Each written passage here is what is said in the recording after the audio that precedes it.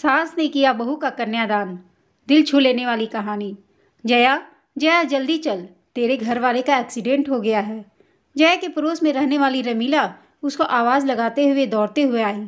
रमीला की बात सुनकर जया जैसे सुध-बुध खो बैठी और जिस हालत में थी वैसे ही दौड़ पड़ी।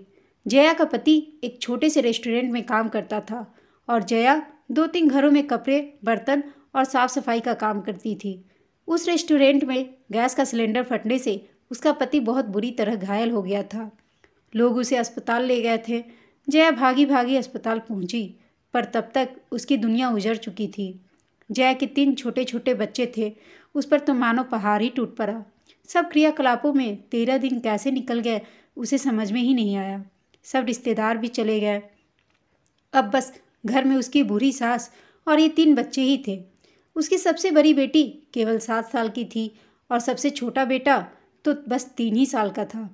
बच्चों और बूढ़ी सास का मुंह देखकर जया ने फिर से हिम्मत जुटाई और अब 7 से 8 घरों का काम करने लगी। उसके घर कमाने वाली वो अकेली ही तो थी। सुबह 7 बजे अपने घर का पूरा काम करके निकलती, फिर दोपहर में सबको खाना खिलाने आती और फिर जाती तो सीधे रात के 9 बजे ही आती थी। उसकी सास दिन भर बच्चों की देखभाल करती। वैसे तो वो हमेशा मुस्कुराते रहने का प्रयत्न करती, पर कभी जब उसकी सास और बच्चे उसके पति की याद करके रोते तो वो बुरी तरह टूट जाती।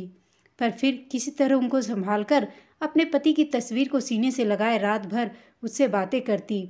आखिर उसके दुख का बांटने वाला वही तो था। इस तरह उसकी ज़िंदगी चल रही थी। बच्चे बड़े होने लगे तो उसने अपने बच्चों को अच्छी शिक्षा देने का निर्णय लिया। जया, तेरे घर 2 समय ढंग से खाने को नहीं है तो तू तीनों बच्चों की पढ़ाई का खर्चा कैसे उठाएगी? रमीला बोली। और मेहनत करूँगी ताकि मेरे बच्चे अच्छी ज़िंदगी जी सके। उन्हें अपने जैसे घर घर काम नहीं करने दूंगी, जया ने दृढ़ता से कहा। जिन घरों में वो काम करती थी सब उसके घर की परिस्थिति को अच्छे से जानते थे। वो हमेशा हंसते हुए काम करती तो सभी लोग उससे बहुत स्नेह करते थे और उसके साहस की प्रशंसा भी। वो सब अपने बच्चों की पुरानी कॉपी किताबें, पेन, पेंसिल, कपड़े सब जया को दे देते। कभी कभी बच्चों को खुद भी पढ़ा देते।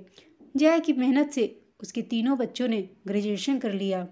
उसने अच्छा घर देखकर दोनों बेटियों की शादी भी कर दी। अब उसका लड़का भी अच्छी जगह नौकरी करने लगा। माँ, हम तीनों के खर्चा लायक तो मैं कमा ही लेता हूँ। अब तुम्हें आराम की ज़रूरत है।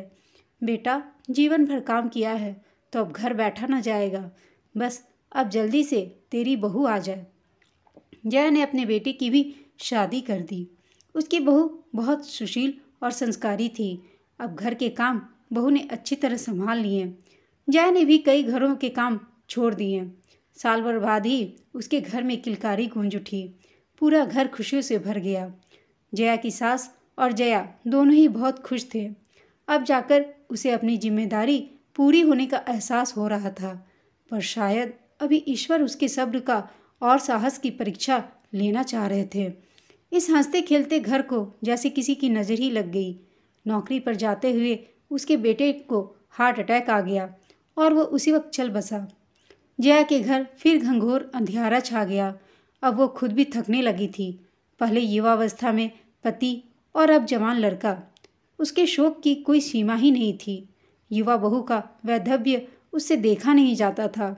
घर में बस यही 3 महिलाएं और एक नन्हा सा बालक ही था जो एक दूसरे का सहारा थे। पर जया ऐसी परिस्थितियों से हार मानने वालों में से नहीं थी। उसे जितने दुख और परेशानियां थी उतना ही ईश्वर ने उसे साहस और धैर्य भी दिया था। सही मायने में एक योद्धा की तरह जो हर मुश्किल परिस्थिति का डटकर मुकाबला करता है। जया जब भी अपनी बहू को देखती उसके मन में करुणा और दुख से भर जाता। रात को सोने की कोशिश करते हुए भी जया विचार में ही डूबी रहती। अपनी बहू के चेहरे पर उसकी नज़र गई। अभी इसकी उम्र ही क्या है, जिंदगी जीना तो अभी ठीक से अभी इसने शुरू भी नहीं किया है। उसने मन ही मन एक दृढ़ निश्चय किया। बेटा, आ मेरे पास बैठ, मुझे तुझसे कुछ बात करनी है। सुबह सुबह उसने बहू को प्यार से कहा। बहू ने बहुत आश्चर्य से उसकी ओर देखा। बेटा, मेरी बात ध्यान से सुन। मैंने निश्चय किया है कि मैं तेरी दूसरी शादी करवाऊंगी। जया की बात सुनकर उसकी बहू हक्की बक्की रह गई। उससे कुछ कहते नहीं बना। उसकी आंखों से आंसू बहने लगे। उसने अपने बच्चे को अपने सीने से चिपका लिया। बेटा, मैं तेरी स्थिति बहुत अच्छी तरह समझती हूँ। मैंने भी ये दिन देखे हैं। बहुत मुश्किल है बेटा ऐसा जीवन।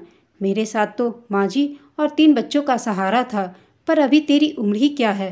तू हाँ कर दे मेरी बच्ची, मैं तेरा कन्यादान करूँगी। कहते हुए जया का गला रूंध गया। नहीं माँ, मैं आपको छोड़कर कहीं नहीं जाऊँगी। आपने जीवन भर बहुत दुख सहे हैं और फिर अपने साथ कृष्णा भी तो है ही। हम सब एक साथ बहुत अच्छे से रहेंगे। नहीं बेटा, तेरी शादी के बाद तुझसे मेरा रिश्ता थोड़ी ना टूट जाएगा। तेरा ये मायका रहेगा। जब मन करे मिलने आ जाना।